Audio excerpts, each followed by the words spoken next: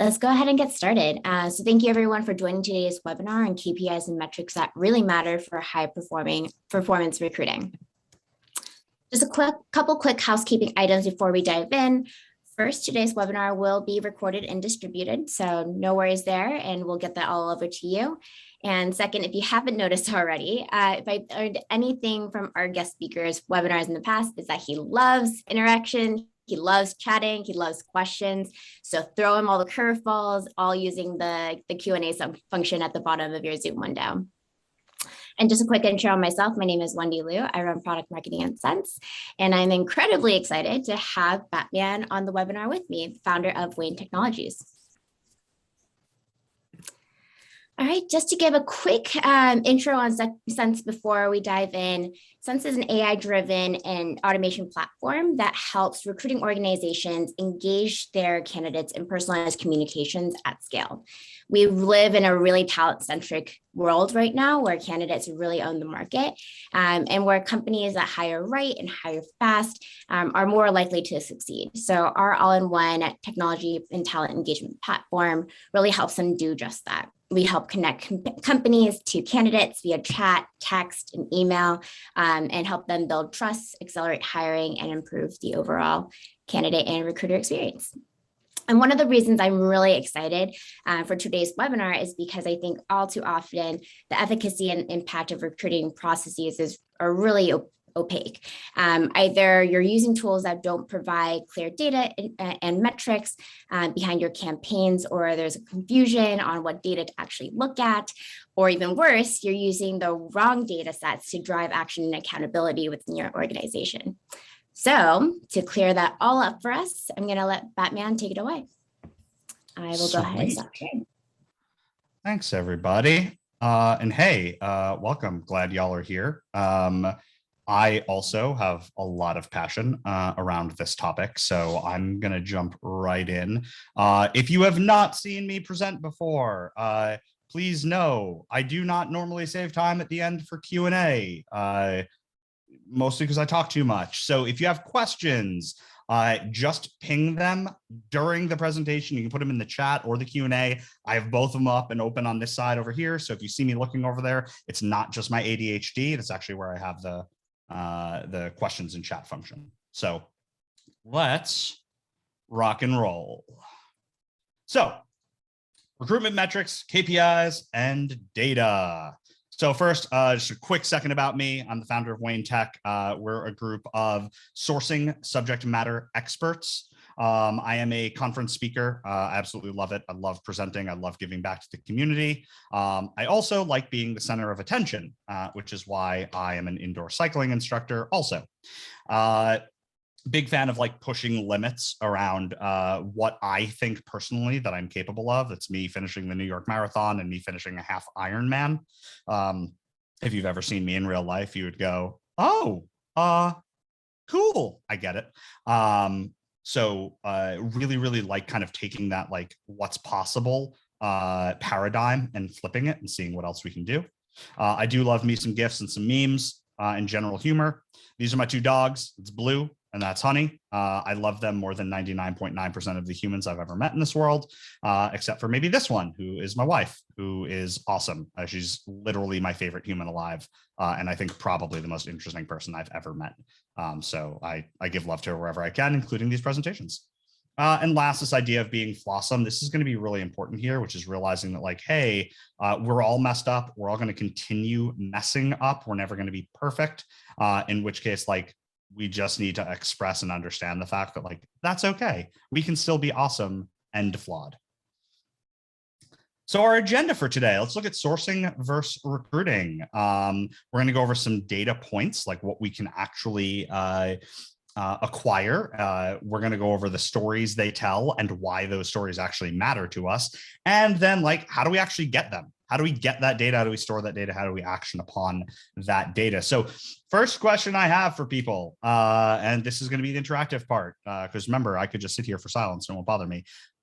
How many of you believe that a sourcer and a recruiter are either the same thing, mostly the same thing, or completely different? A sourcer and a recruiter, put it in the chat. Sourcer and recruiter, same thing, mostly the same thing, or completely different?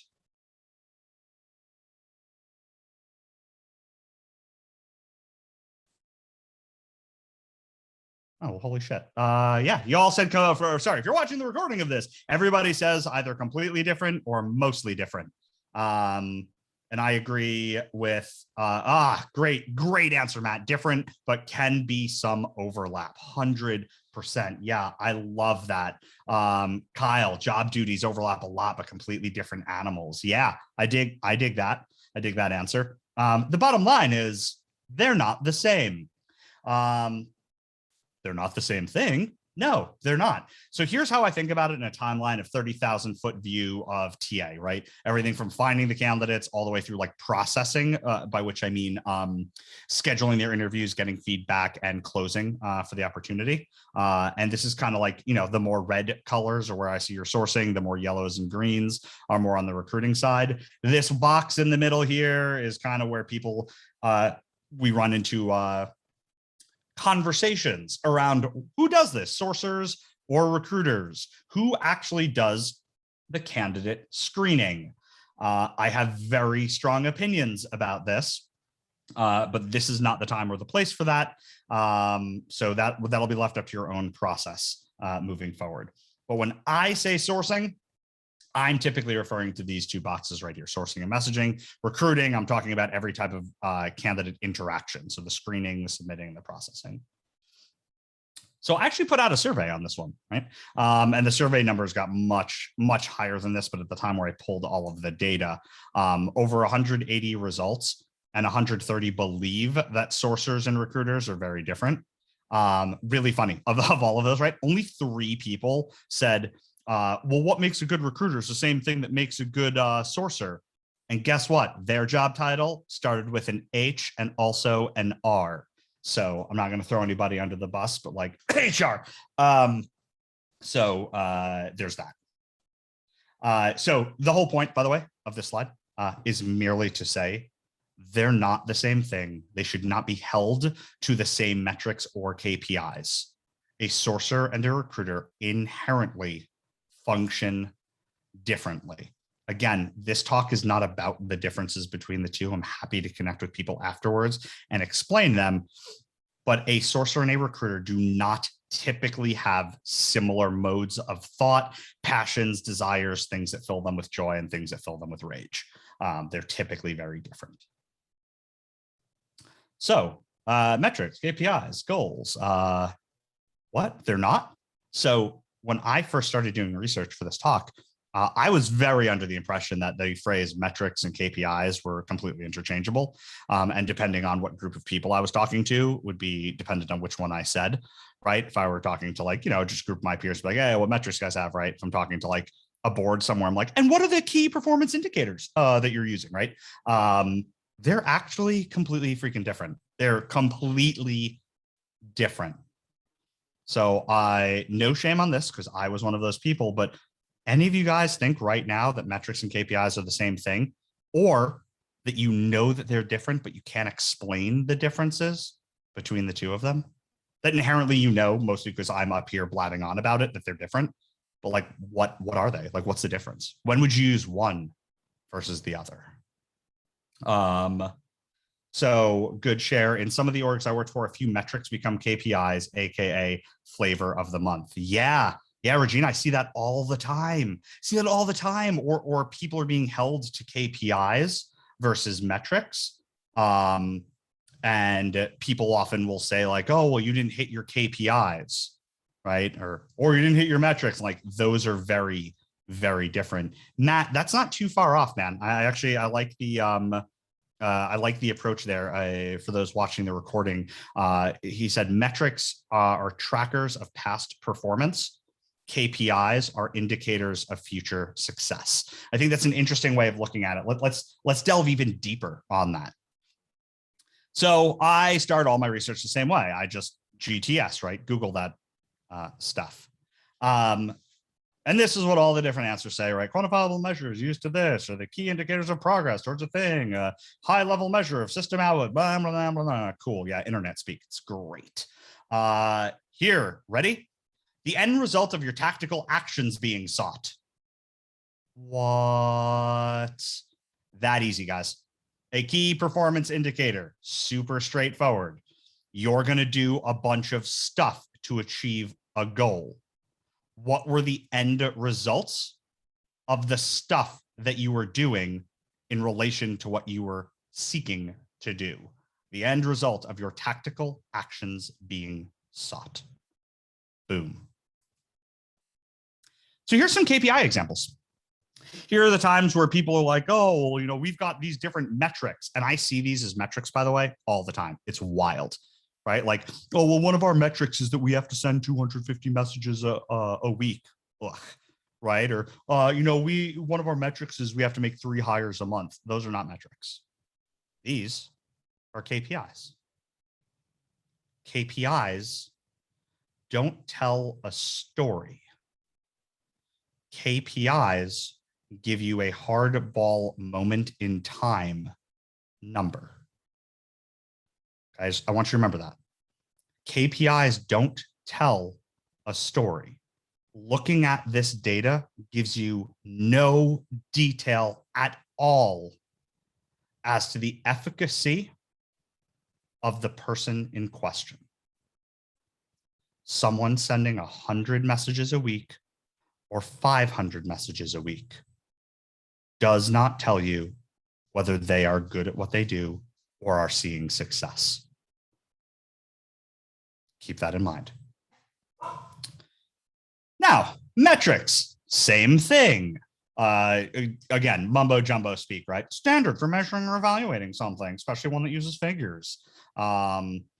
Easily measurable, directly correlated to business performance, like just BS vague answers when I look it up online. So what's mine? The measure of tactical efficacy and efficiency. And I'm going to say this out loud. This is not a dig or a burn on anyone. Efficacy is how well you do something, how effective that you are.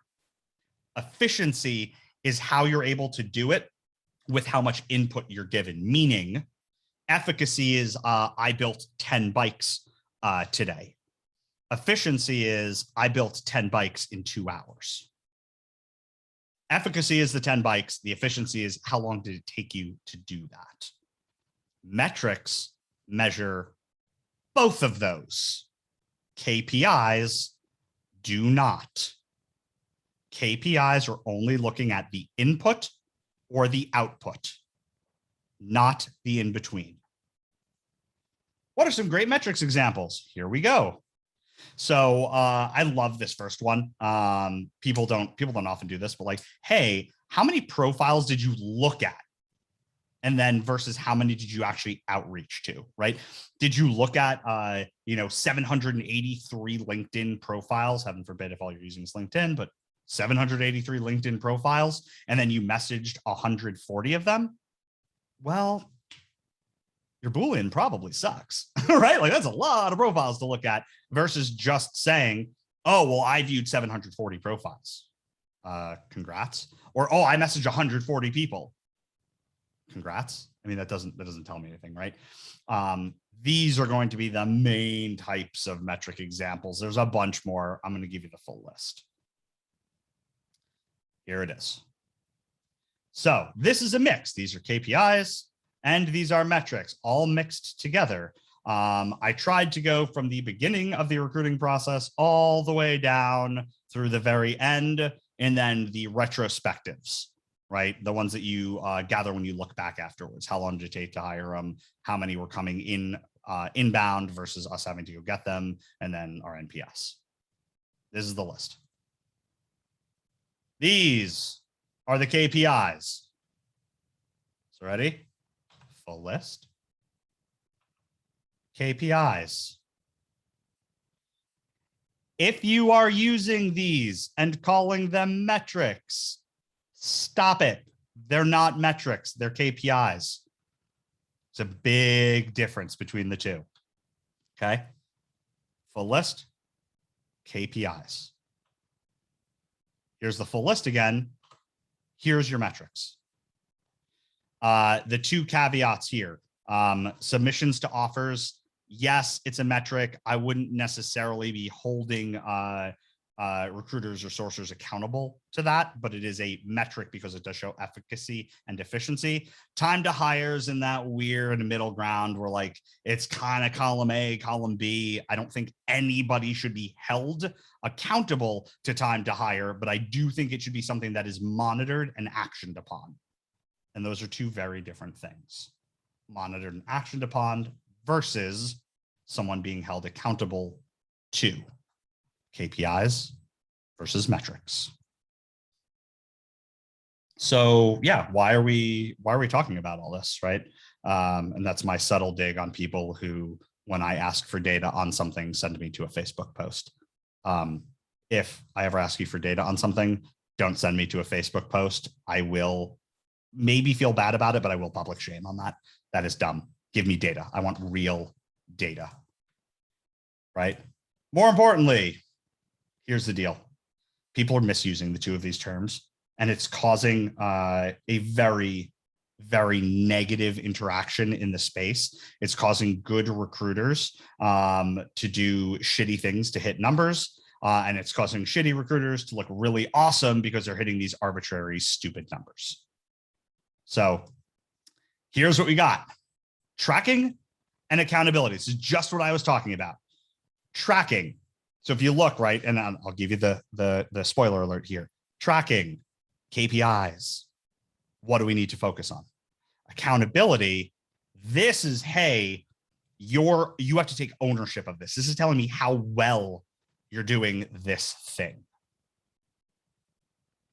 I'm going to take a brief pause because I feel like I haven't taken a breath yet. And I'm going to let any of you guys ask any quick questions that you guys have for me before we keep going.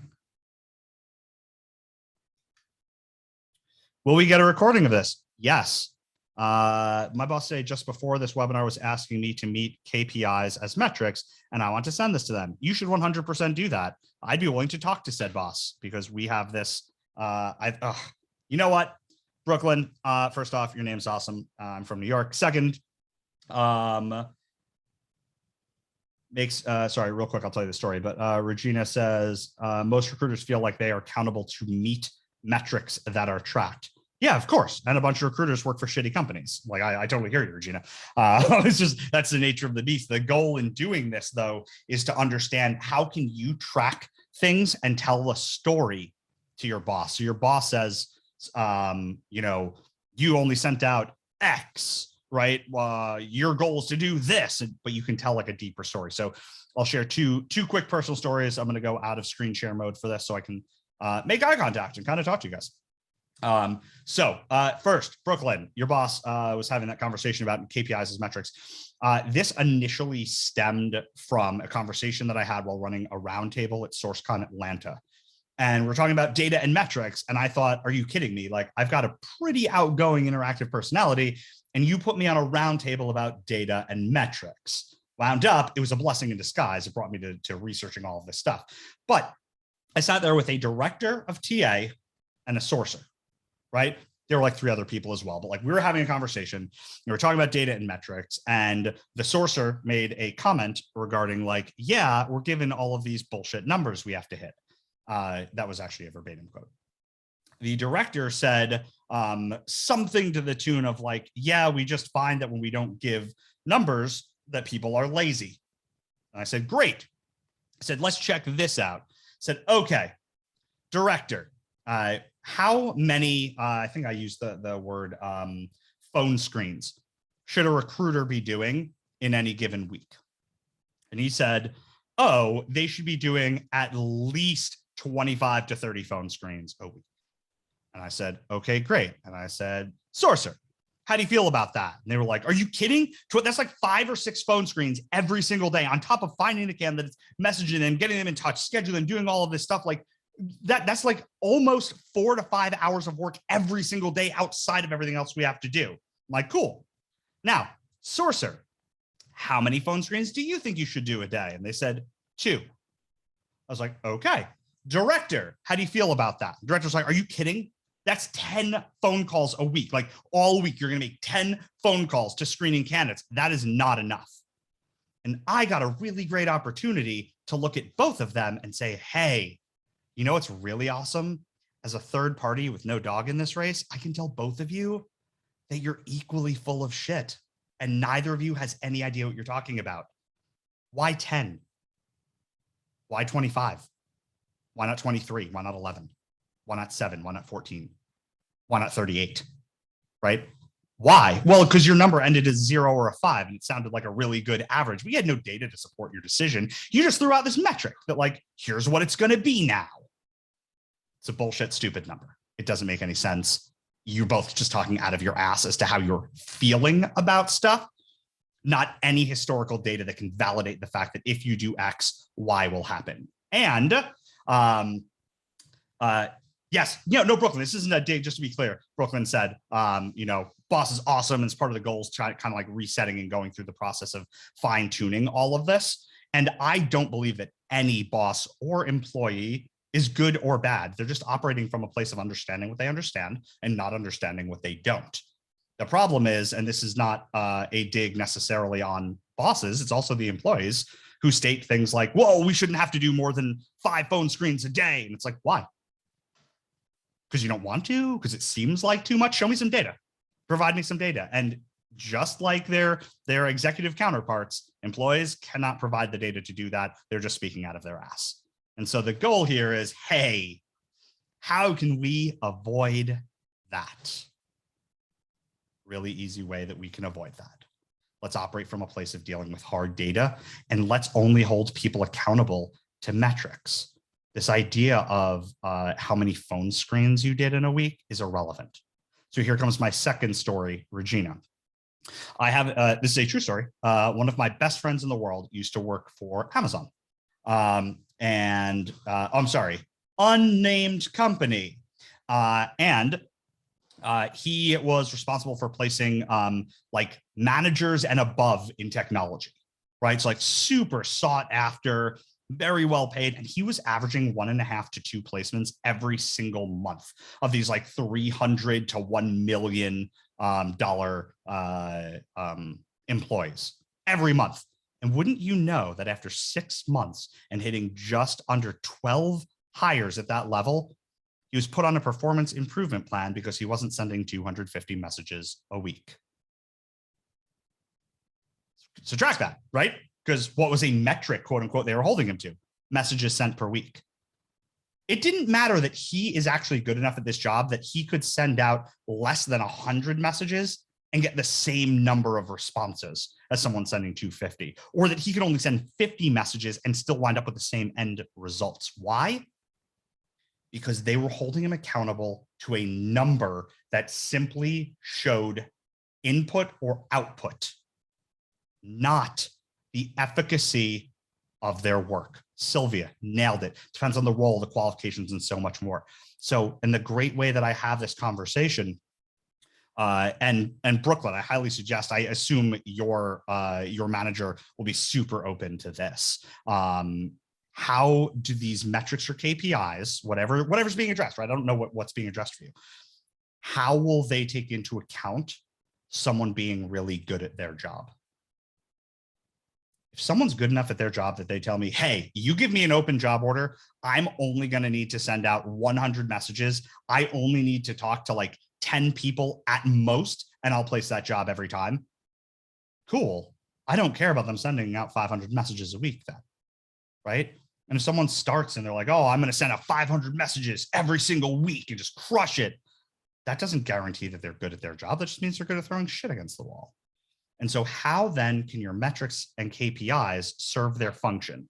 KPIs of showing you where things are right now, where you need to focus, and metrics telling you how good of a job are you doing at those things.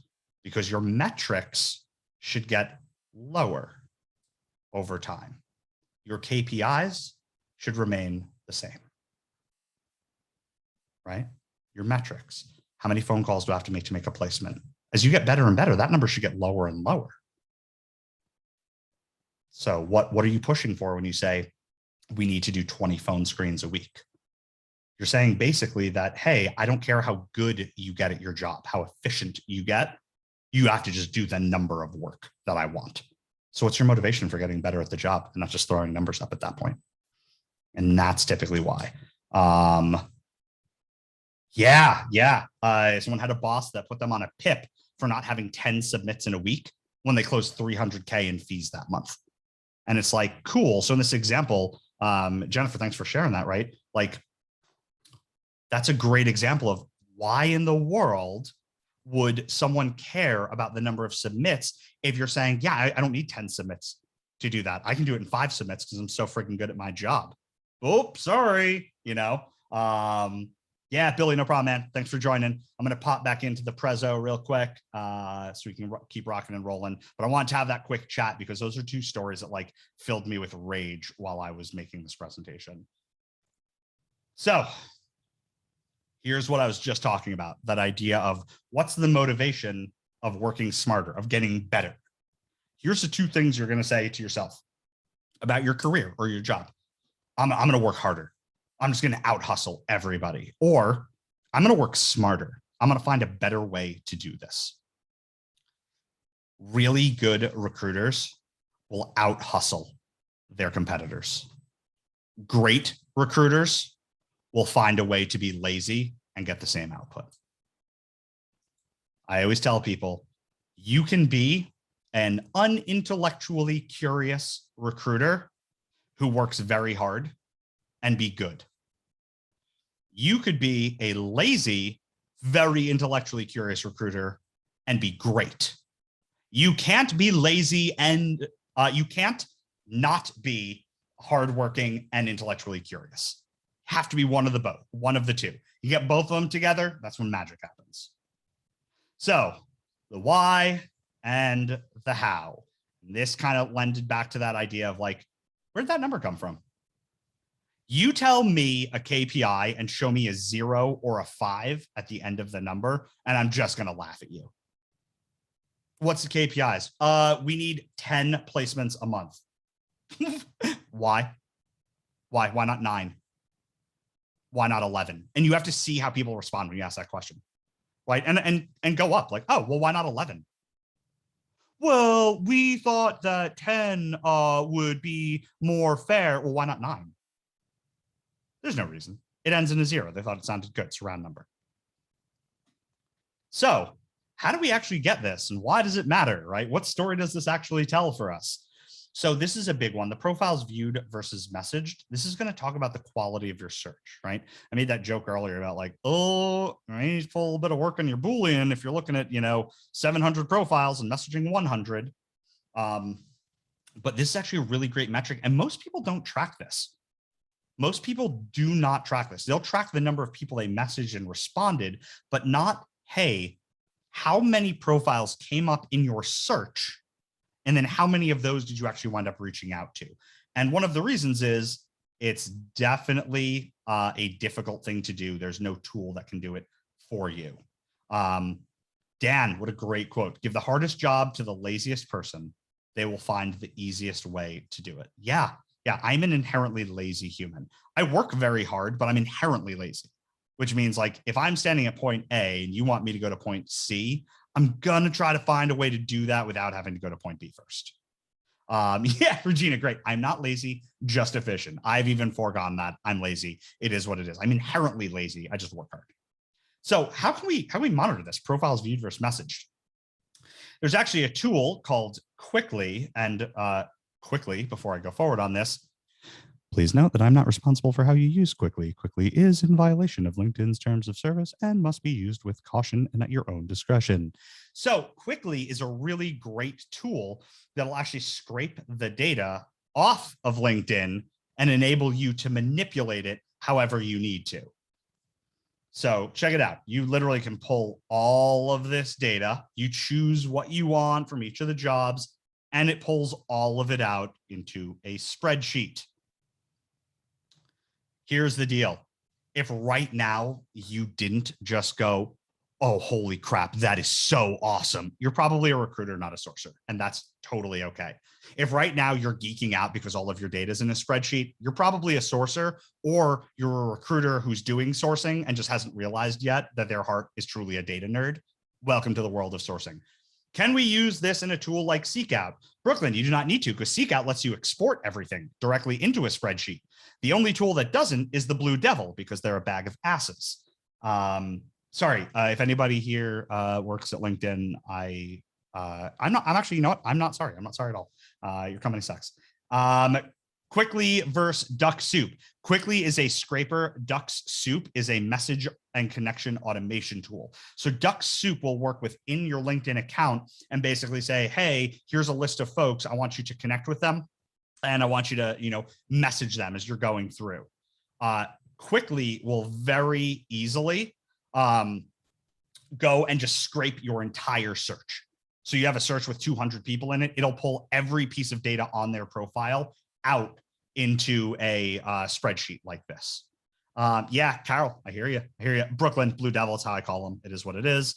Yeah, Williams, how I refer to LinkedIn. I don't even use Outlook because I don't like supporting Microsoft because they own LinkedIn. So so that's how I track profiles viewed versus messaged. I just tag people out in this list. Is that shirt you're wearing LinkedIn blue? Yeah, after every webinar, I get one of these shirts. I dunk it in gasoline and set it on fire outside. That is not true. My wife got me this and it's very comfortable. So what I do on this, guys, I literally tag all of these folks out in a column to the left of this, so that when everything is all said and done, I didn't show it here. I'll show it later on. You'll see it, but I have a tag out column. So I keep all of the data in here.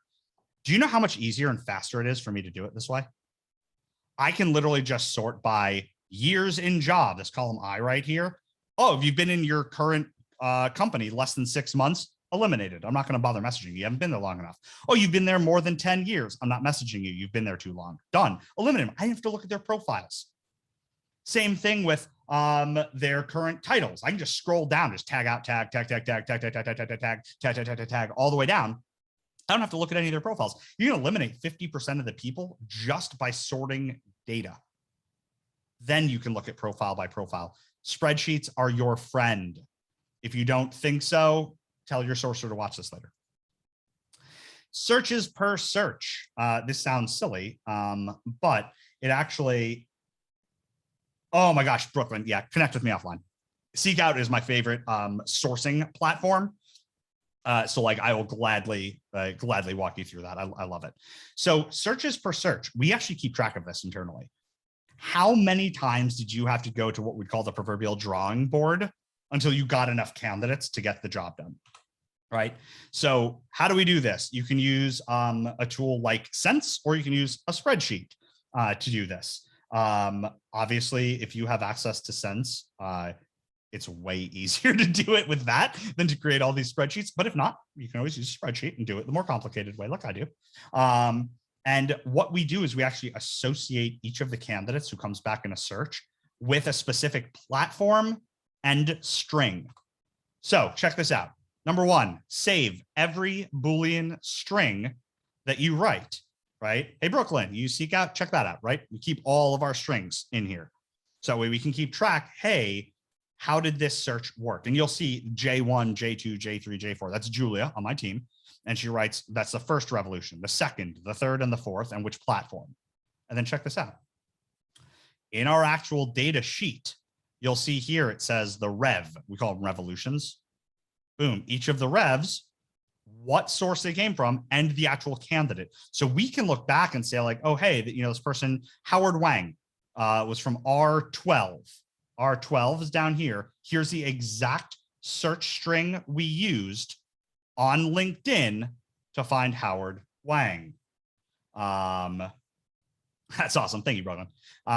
So really, really easy way to tell the efficacy of your searching and the efficacy of your platform. Why does this matter? I can't tell you the number of people I speak to who say, when I'm crapping all over the Blue Devil, and they're like, well, we actually get like 25% of our placements from people applying to LinkedIn job posts. I'm like, oh, wow, that's a super cool statistic in a vacuum. How much of your recruiter's time is spent dealing with posting the jobs, dealing with all the candidates who applied who aren't the right fit, updating their information in your ATS, getting back to those candidates, letting them know that they're not a fit, and then dealing with all the candidates who are a fit, updating them in your ATS and setting them up for a phone screen. And they're like, oh, well, that probably takes like 2 days of their whole week. I'm like, cool, let's math this out. 25% of your placements are coming and taking 40% of your time. That's a bad use of time. You wouldn't know that unless you were able to track all the way back to the specific efficacy for every platform. Response rates. This is pretty straightforward. I don't think I have to spend a ton of time here. If you send out 100 messages and 5 people respond, your messages or your targeting suck. If you send out 100 messages and 80 people respond, you should probably contact me so we can do a webinar together. That is awesome. It just talks about how can you determine the efficacy of your messaging. Guys, Sense literally does this. Like automatically, you just send your messaging through Sense, right? Add them to a particular journey and like you're off. It'll track all of it for you. It'll let you know exactly how effective all of your messaging is. This is probably one of the most looked at metrics I know of in recruiting, and it's super, super important. Quick guess. Can you guys tell me what you think the average response rate in our industry was? And this is from 2019. I don't have the 2020 data. I'm sorry. What do we think the industry average for recruiting response rate is when reaching out to candidates? What percent? Matt says 20 to 25. Carol says, Caitlin, cheater. I love it. Caitlin Toner nailed it. Caitlin, probably not your first rodeo with this conversation. 18% was the industry average in the United States of America in 2019 for candidate response rate. That is atrociously low, by the way. If that was an educated guess, we need to definitely chat. I hope that you're a sourcer. So guys, think about that, 18%. That's also taking into account all of the executive searches where they send out 10 messages and 9 people respond. Remember, that's a 90% response rate. That gets tallied into that total. So 18 is pretty low. If you're under an 18% response rate, please understand you're in the bottom 50% of the industry. That's not a great place to be sitting. So if you guys look, most tools will actually track all of this information for you. Oh, that's fun. Didn't load. Sorry. Give me a second. Boop, boop, boop. No, it did. Technical difficulties. Be right back. And do it. There it is. Okay, good. So calls, submissions, and offers. This is now everything after the candidate response. So candidate responds to your email. These are all of the different metrics that take place after that. So I want to know not just the response rate, because like that's great. If you have like a 75% response rate, that's awesome. But then if only 5% of those want to talk to you on the phone, got to figure out like, hey, are you pitching this well enough? Are you maybe like reaching out to folks who may not be the right fit for what you guys are looking for, right? Jumping down to like submissions versus first interviews. I don't care if you have 20 submissions to your hiring manager a week. If they're only talking to 2 of your people, you clearly don't know what your hiring manager wants. I also don't care if you have 5 submissions a week, because if the hiring manager says, I want to talk to all 5 of these people, that's awesome. So I want to know what's the correlation between the number of submissions versus interviews. If you're at a 10% hit ratio, you need better alignment to understand the job better. If you're at a 100% hit ratio, you submit 5 and they talk to all 5 of them, great. You clearly get it. Hey, what can we do to help you get more than 5? Is there anything that we can do to help your process or your tooling to increase that number from 5 to, let's say, 7? So that way, while still maintaining that 100% turn rate. So that is going to be the way that I like to look at metrics and approach these types of questions. What are we tracking? Why are we tracking it? Again, brief pause, What questions do you guys have?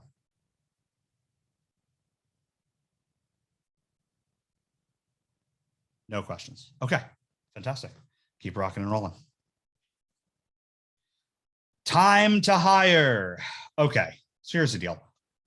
I think that there is some value in this in relation to the fact of if you are way out of line with what the industry is doing, you should probably know that. But like, if you take 14 days to hire or 12 days to hire, I don't really give a shit. That's not, no one's going to go and be like, oh my God, 12 days versus 14, right? If you're like, oh, our average hiring time is 45 days, like you got to get your stuff, like figure that out, you know? But this for me doesn't tell enough of a story. And what in the world do I mean by doesn't tell enough of a story? I mean, the reason that something could take a really long time to hire has way too many multiple possibilities, right? And branches of what could have happened, whether it's manager changing their mind on the spec halfway through, manager taking a vacation, recruiter not understanding the job well enough, technology broken, schedules of people on the team not lining up. Like there's so many pieces that when looked at in a vacuum, time to hire can be very, very misleading. And so what I will say is fine, track it, take it with a grain of salt. Understand it. If you're looking and like your last 10 interviews all took over, 40 days to hire, I would probably like say, okay, we got to figure that out. But besides that, realize that there's a story underneath it that you want to get. Active versus passive. This is super huge.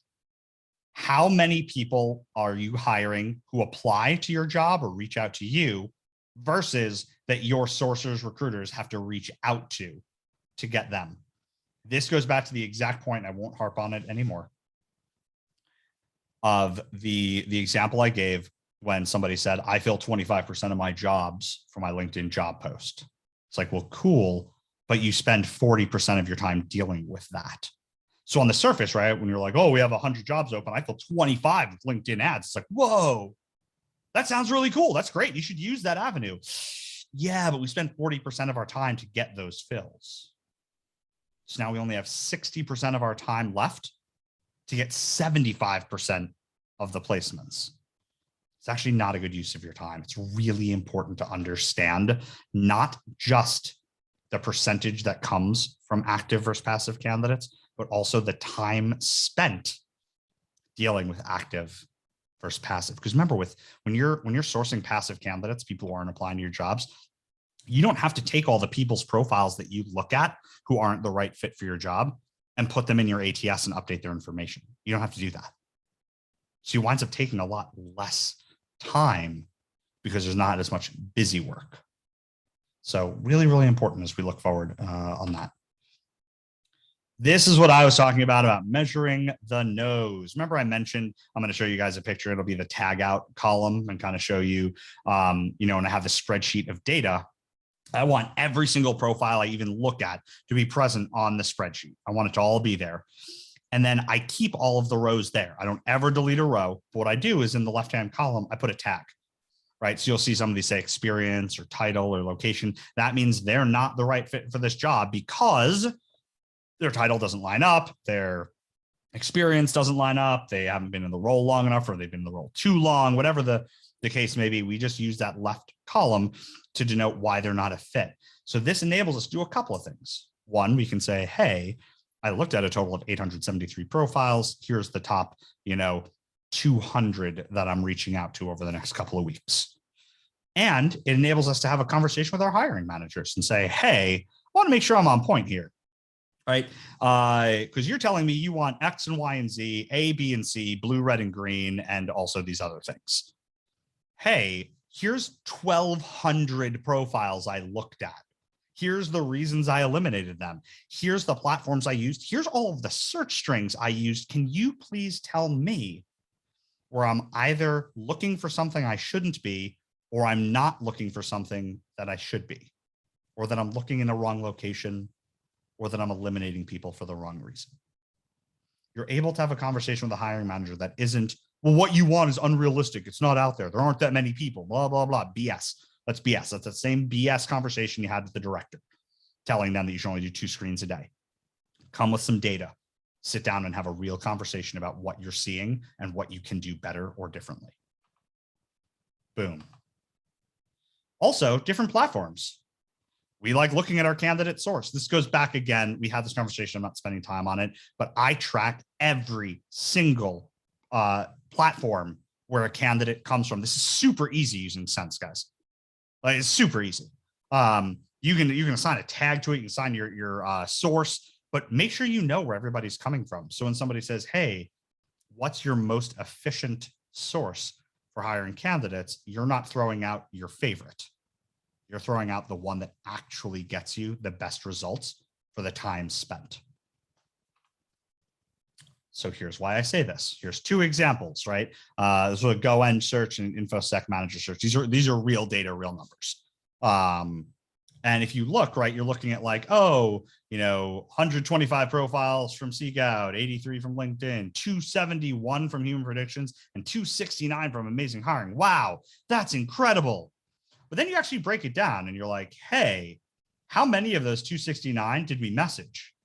Oh, we actually only messaged 11% of the profiles that we pulled back from Amazing Hiring versus 43% of the profiles from Human Predictions and 37 from Seek Out. And oh, look, 8% from LinkedIn. Womp, womp, womp, right? And so again, when you look here, you're like, oh, 14%, that's really great. No, it's still only 1. It's still not a great use if you look at all of your turn rates. So do you have this data? Can you make these, not assumptions, can you make these like data-driven decisions about to what to use, how to use them, and what their actual efficacy is as you look down your pipeline? Because these numbers in the beginning don't always tell the right story. Workflow setup. No weird subtitle for the slide. It does not automatically just happen. So here's your ideal data capture. Boom. Here's what it looks like, guys. Ideally, you have a sourcing or data platform. This does not exist as of right yet, so you have to use spreadsheets for this. It's on my 5-year plan, so like hang in there, I guess. But can you source from any platform that you want and have the data normalized and put into a spreadsheet? The answer is yes. Quickly, Andre Bradshaw's tool actually does this. It's fantastic. Again, violates LinkedIn's terms of service, but if you don't care about that, God bless you, join the team. From there, all your source data should be dealt with in that platform.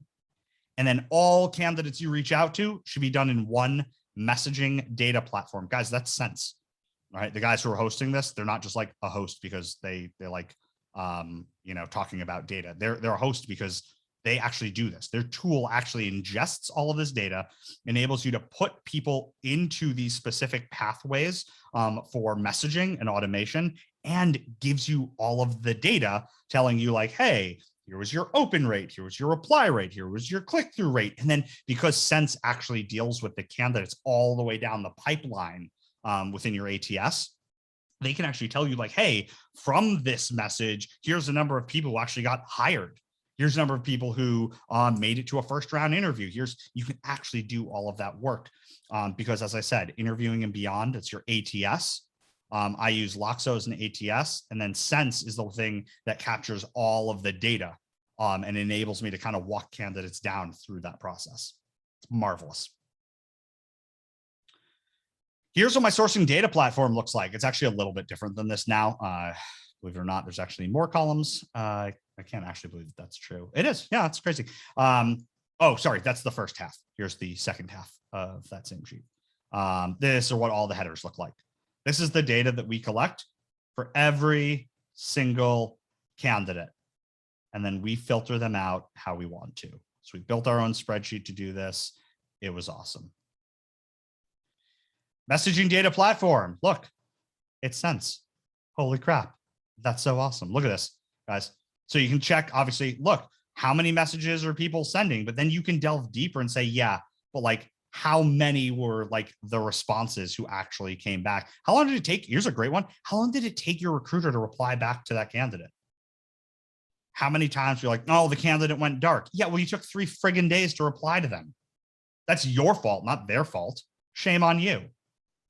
Less than 24 hours? Hell yeah, that's awesome.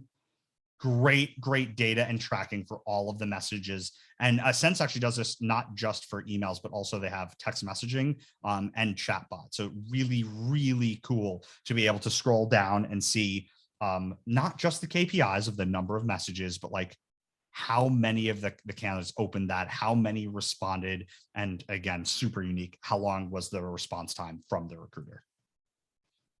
And then interviewing, this is going to be your raw just ATS itself. That's where you're going to put all of your candidates. That's where you're going to track them throughout your workflows and your reporting on the top end. Pretty straightforward for an ATS. Here's my final thought. So I always end with a personal story. Here is the personal story. Matt asked, Sense integrates with your ATS. Wendy or Lauren, I'm gonna let you guys jump on all the Sense specific questions. So final thought on this. When we moved into our house, my wife and I, she wanted to move down to Houston where her family was. I'm from New York. We were living in the city. And we got a house with a gigantic walk-in closet. I'm talking like a full U closet. And so we were going to both split the closet. And I realized, hey, I'm actually going to give the entire closet to my wife because I'm not stupid. So she used the entire closet, and the dogs, when they would get angry or spiteful, because they're very smart, would go into the closet and pee on the carpet that you see down there on the floor. And you can imagine it didn't take very long before like, okay, we got to do something about the carpet in the closet. This stinks. And so she said, hey, I want to pull the carpet up and maybe like stain the cement. I think that would look really cool. And I said, I'll do that. So you don't know me very well. I am not that guy. I've never changed a car tire. I don't build furniture from IKEA. I'm in my 30s and my parents still don't trust me with power tools. Like, not my thing. But my wife, again, wildly supportive, right? Like literally the most interesting and graceful person I know, says, oh, okay, how are you gonna do that? I was like, I'm gonna watch YouTube videos, I'm gonna learn it, and I'm gonna do it. And she said, okay, I support you. I know you can do it. So lo and behold, if we actually went and had a contractor do this, probably would have cost us like $1,500, maybe $2,000. Would have taken probably 2 to 3 days. This process took me 4 weeks, well over $2,000. And once I used way too many chemicals in the closet and we couldn't even sleep in the room because it was so bad. So, whoa, way out of line. Like I had no idea what I was doing. And I was just watching videos and like, all right, let's figure it out. And messing it up constantly. But guess what? At the end of all of it, boom. That's the floor. I did that. Stained that concrete, put an epoxy surface over it. She absolutely loves it. She actually built all the shelving that you see there. She's the woodworker. She builds all the furniture, changes the tires. She's a badass, right? But I had her come in and I showed her the floor and she's like, oh my God, I got a big old smooch. And it was like, that is awesome, right? Wouldn't you know that 3 months later, she said, hey, I want to rip the carpet up in my office and stain the concrete. What do you think? And I said, sure. And this time it took 2 weeks and just under that $2,000 mark to do it. And that's her stained concrete floor in her office. And I thought to myself after that, you know what? Like, I'm going to do it in my office too. I'm going to rip up the carpet and I'm going to stain the floors and I'm going to have my office the same way. And wouldn't you know, this took less than a week and cost me well under $1,000 to do the whole thing. And the point of showing this is not just to flex on the sick office, also that, but it's actually to show you acquiring data is typically a painful process. It's not easy. You're going to be tracking the wrong things when you're looking at it initially. You're going to go through the process and realize, holy crap, we got to go back and try this again. But that's what gathering all of that data will teach you. the wrong ways and the right ways. I didn't have any data the first time I did this, and it took me way longer. It was way harder. But I learned from that. I gathered a bunch of data, right? And I realized, hey, maybe it's not about how fast I do this or how much acid etching I use on this. Maybe it's actually about the methodology I'm using or the type of brush that I'm using. And so the second time I did it better, and I learned, hey, you know what? Maybe it's not actually about the brush. Maybe it's about this. And I'm gathering all these different sources so that by the third, fourth, fifth time I'm doing it, I'm like, I got this, because I know what each of these data points means, the story it tells, and why it's important. William, I did not do a YouTube video. I'm also not that guy. That's my own like lack of self-confidence and showing off me doing my failures. I will talk about them and show the results of them. But like while I'm actually failing, I don't know. I have a weird like self-conscious thing about it. It's just me. It's my own insecurities. So I've got a couple of minutes. Do you guys have yes. We did just launch a quick poll really quick. If anybody did want to learn more about Sense, we're happy to do so. And honestly, just from my standpoint as well as a marketer, like I love how this presentation is so applicable beyond sourcing and recruiting as well. Like knowing what you're looking at, knowing what data to actually extract. I think that's a critical skill to have no matter what role you're in. So really appreciate the insight as well. Yeah, absolutely. Absolutely. And it is. This isn't recruiting specific. I mean, the specific metrics are, but like this is across the field, right? Same thing when I talk to my wife who does go-to-market strategy, right? And she's like talking about like how the executives are like, you need to send up 15 meetings a week. And I'm like, that's such a BS number. Why not 14? Right? You know, so you're totally right. It is wildly transferable. Well, thank you so much, Batman, for being on our webinar today and for sharing your knowledge. Again, everyone, we will be sharing out the recording. So thank you so much for your time today, and we'll see you next time. Thank you so much.